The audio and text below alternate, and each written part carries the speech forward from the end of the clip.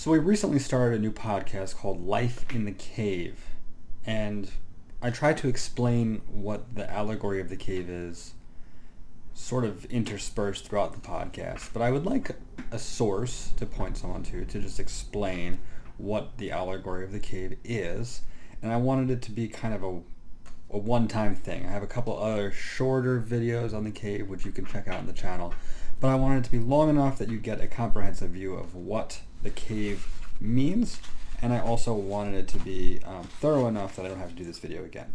So what I have here is the full text of the Allegory of the Cave from Book 7 of Plato's Republic, and I'm going to read it, and then interspersed in my reading, I'm going to do a little bit of commentary. So by the end of it, you should have the whole text. You should have read it from Plato's own words, translated by Benjamin Jowett, and you should also have heard enough sort of commentary to get you sort of where you need to be. So if you, for instance, have a paper or a project on the cave, this might be a very good place to start. So in order to understand where we're at here in Book 7 of the Republic, that's where the allegory is found, we need to kind of go back and we need to look at what the cave is all about in the context of what the Republic is all about. So I'm going to try to be fast here because I don't want this video to go on for too long, but essentially the point of the Republic is to define what justice is. And now Plato has dialogues like this all over the place. He takes a different virtue, whether it be justice or courage or whatever else it might be, and he tries to explain what it is, often rather unsuccessfully.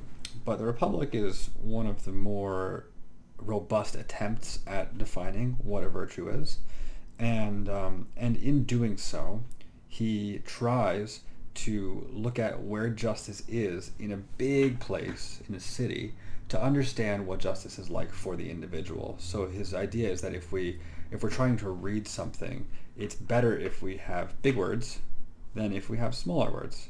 That's the illustration he uses to explain why we're talking about a republic or a city when we're talking about what justice is for the individual.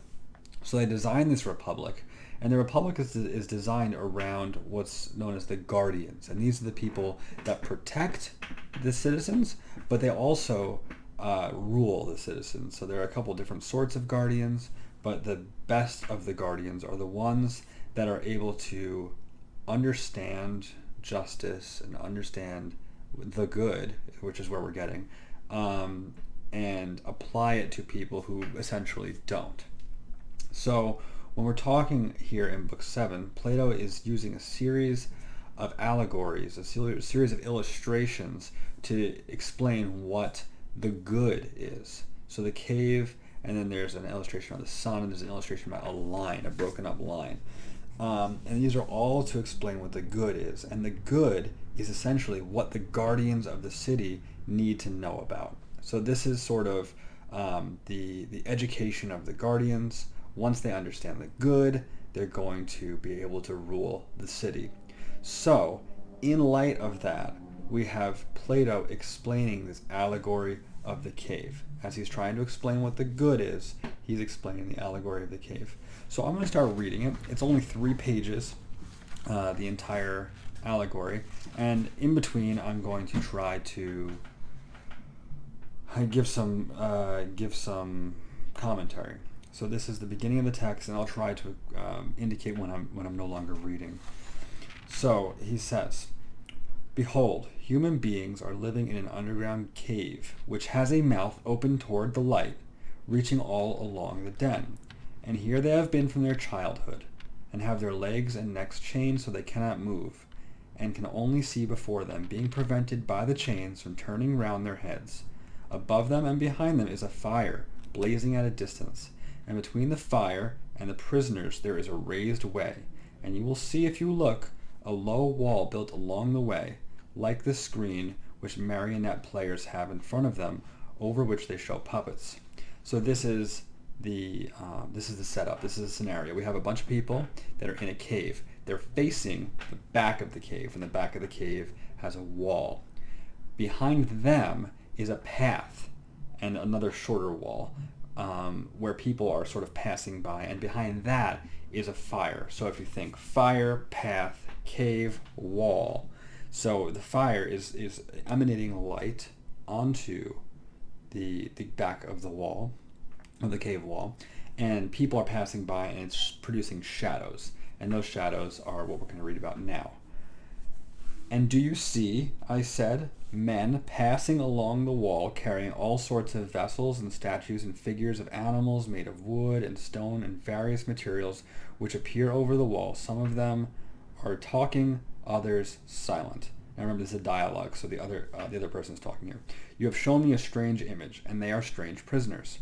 Like ourselves, I replied, and they only see their own shadows, or the shadows of one another, which the fire throws on the opposite wall of the cave. True, he said. How could they see anything but the shadows if they're never allowed to move their heads? So remember, they're tied up, they're facing the back of the wall, they see themselves projected on the wall, and anyone who's walking by this cave, they see projected on the wall. Some of these people are talking, some of them aren't. So what Plato is trying to describe here is a reality where people only see shadows. They hear whatever's going on, but they see shadows. And the shadows are their reality. So if they grew up knowing nothing but what they see, they would think that the cave wall is all there is, the shadows are all there is. When you're thinking about this, you can think about, there's a lot of science fiction that has to do with this. Matrix is probably the most ready explanation. So it would sort of be like if you're in the Matrix, right? The reality that you see in front of you isn't actually real, but you think it's real. That's essentially what Plato is trying to get at. So, the objects which are being carried in like manner, they would only see in shadows. Yes. And if they were able to converse with one another, would they not suppose that they were naming what was actually before them?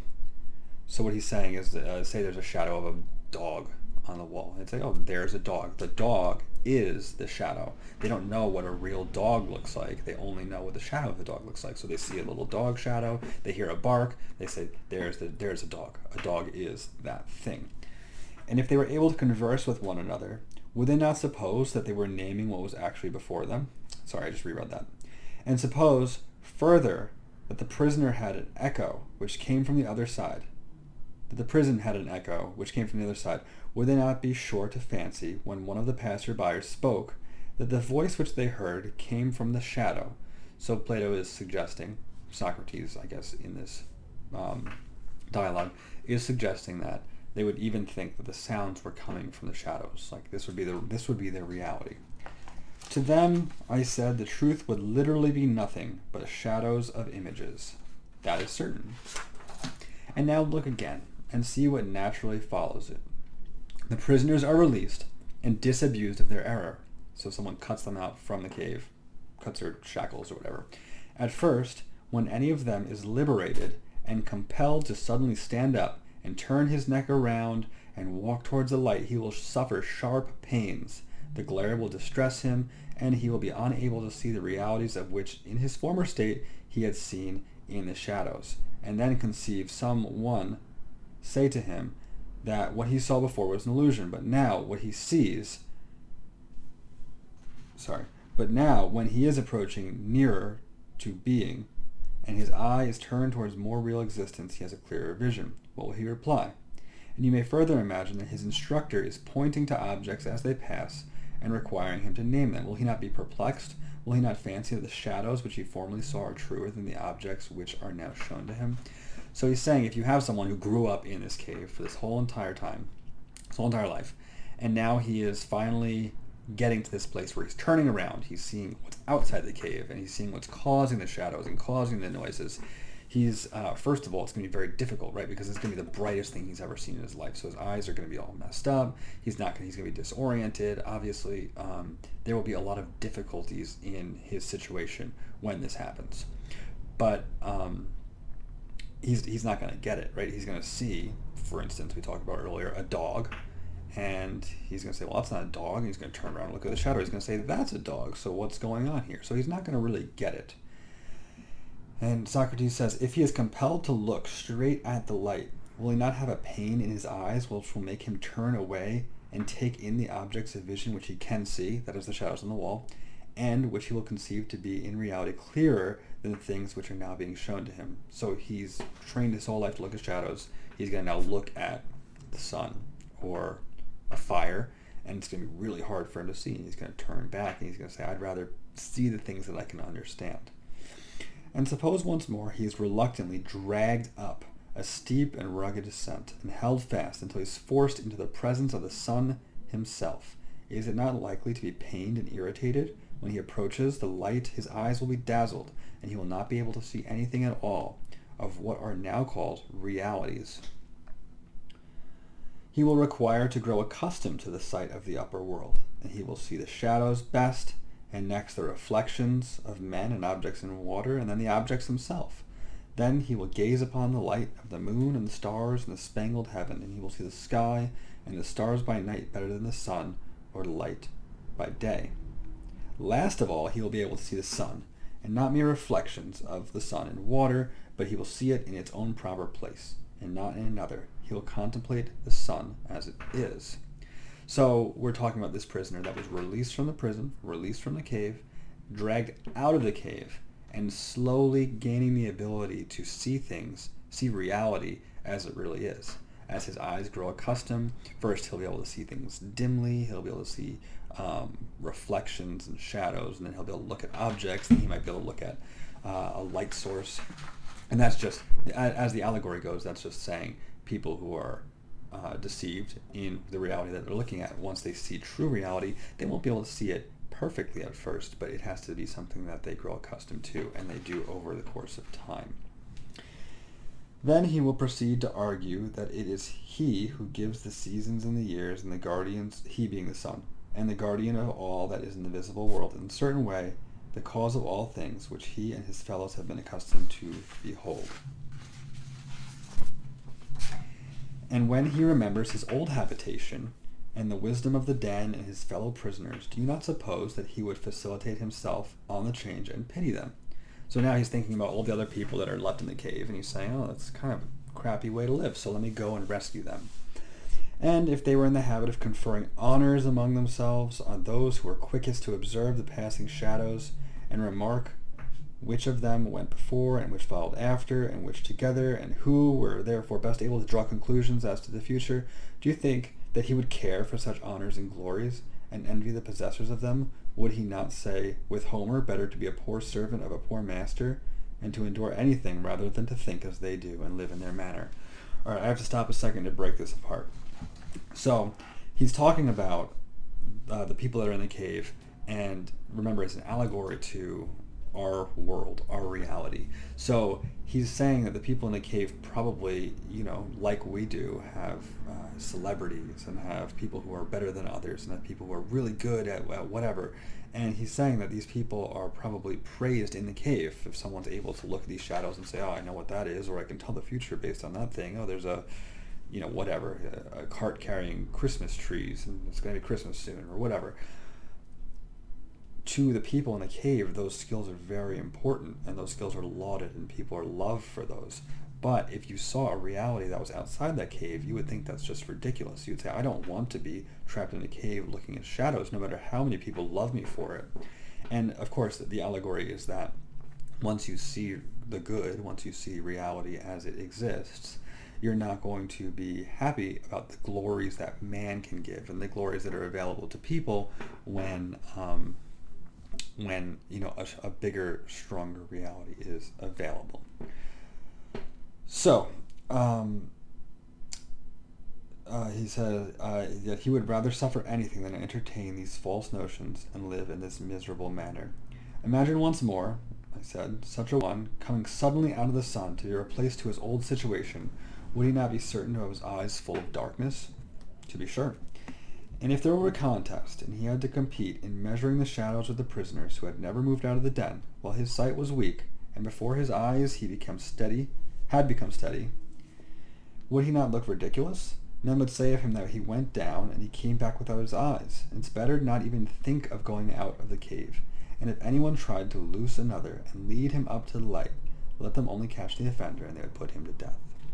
So, this is kind of Socrates explaining why philosophers get treated poorly. He's saying these philosophers get these glimpses of a truer, higher reality, and then they come back and they try to tell people about it. And since the philosophers aren't thinking about the things that the people are thinking about, right? They're not so worried about whatever. Let's just use a modern example. Who won The Bachelor, or they're not so concerned about the next president, or they're not so concerned about things that are going on in the world around them. People think that they're ridiculous. People think that that they're not worth anything, and so for a philosopher to come and say, "Listen, I've got a better way for you," they're going to say, "No, I don't want anything about it. I'd rather." This is the allusion to Socrates being killed. They'd rather put him to death than be taken out of the world in which they're comfortable. The entire allegory, this is Socrates kind of explaining it now. I said, dear Glaucon, to the previous argument, the prison house is the world of sight. So the cave is the world of sight. The light of the fire is the sun.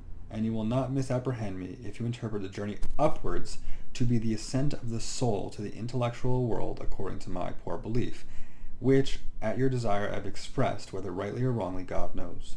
But whether true or false, my opinion is that in the world of knowledge, the idea of good appears last of all, and is only seen with an effort, and when seen, it is also inferred to be the universal author of all things beautiful and right, the parent of light, and of the Lord of light, that is the sun, and this visible world, an immediate source of reality and truth in the intellectual. And that is the power upon which he who would act rationally, either in public or private life, must have his eyes fixed. So, Socrates is saying that the light that the prisoners see when they come out of the cave, the light by which you see reality, is the good. The good allows you to understand everything else. So just like the sun shines on the earth and allows you to see a tree or a house or whatever, the good does the same thing in the intellectual world. It allows you to see reality. It allows you to see things in a real way. And so this allegory of the cave is contrasting people who have no idea of any deeper reality. And I don't think Plato is necessarily talking about sort of a Gnostic wisdom. I don't think he's necessarily talking about something that is secretive. I think he's really just talking about the fact that the good is something that should be sought after as the means by which everything else is understood.